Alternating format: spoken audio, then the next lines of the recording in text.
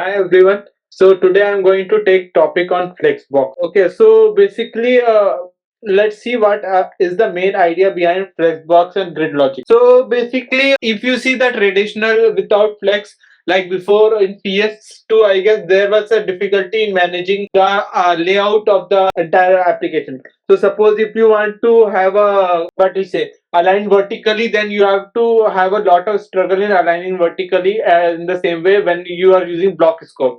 So basically the same way arranging everything in the inline is also a difficulty when you work with multiple divs in the block scope. So for this issue, the main logic that came out is the flexbox layout.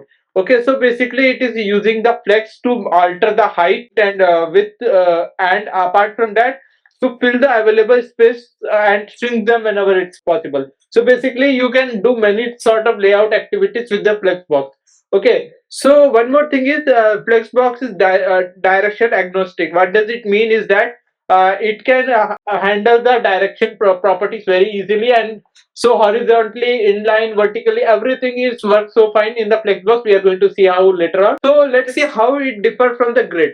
In the grid, basically, it is intended for large scale layouts. Large scale layout, like for example, you might have used the Bootstrap library. So there we have seen there is like it divide the entire system into 12 different columns. That 12 different columns are different grid that is used for an entire application. So grid layouts is basically for large scale layouts, and flex layout is small scale layout. Small scale in the sense, suppose if there is a part of web page which I showed in the right hand side below here. So here you can see I have used an image, then just a heading and some sort of activities which is used at a particular place. So we can say it is a small scale layout or a particular place layout. So we can use the flexbox more easy way in a small scale and grid for the larger scale. Okay, so grid we can see later on, but today it's entirely about flexbox layout because that is more important in our application too and anywhere, like it's very important to see. So for example, understanding the flexbox, let's see one of the layout examples. So this is one of the web page. Okay, here we have some sort of buttons and header with some sort of tabs in it and some content here and an image here. So let's see the same thing in the flex. How we can understand very basic is that this entire thing, this entire header is a part. Okay, so here we can have a sort of button, and here we have empty space and then some sort of button later on, then again empty space and button. Like that way we can understand why spaces. We can understand more later on, but you can see the entire thing can be formulated in that form of a layout or a flex layout. So same thing we can same logic would be applying for grid, but we can see later on. But it's like we can divide a web page basically to make it more simplistic and minimalistic. As we know, the more simple the website is and larger the utilization of spaces, the better the website can make. So to the flexbox, I have divided into five small categories. First is the basic display, flex flow and order. Second is flex grow, shrink and basis. The third is justify content, then align item, align content, align cell, and then gap thing. Okay, one more thing is that justify item and justify self are ignored in the flexbox. It is mainly used in grid, but in the flexbox it is not used. So I am just skipping these topics. Okay, in the grid we can see the usage of both of this.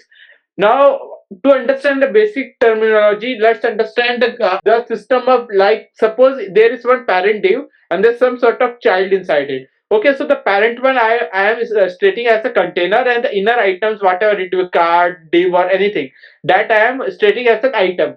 Okay, so also there is something like single line system and multi line system or grid system. So what exactly single line system is there? All your alignment, all your things are in one particular line. Okay, it's not in multiple lines. So whenever it's everything is one single line, we can say it as a single line system. And whenever there are multi line or a sort of grid, we can say then it is like a multi line system. Okay, so there are some flex property which are made only for single line system, and some are made only for multi line system. That you cannot use in single line. So we can see the example of each of them later on. Okay. So till here, anybody has any So doubt? Flexbox, like multi-line system, is also possible in Flexbox. Yeah, multi-line system it's supporting in the Flexbox. basically flex what is meant that there is some sort of layout like I have shown in the example. Here this entire this thing is also a flex box. Okay, so here this you can see as one particular container, this one as one particular container, this one as particular. So multi-line it is supporting. Okay, some properties of the flex box is supporting multi-line system too. Okay, we can see how the multi-line system is created. Okay, so multi-line system is supporting. Okay, that we can see later how multi-line system are created in the Flexbox and how we are handling it.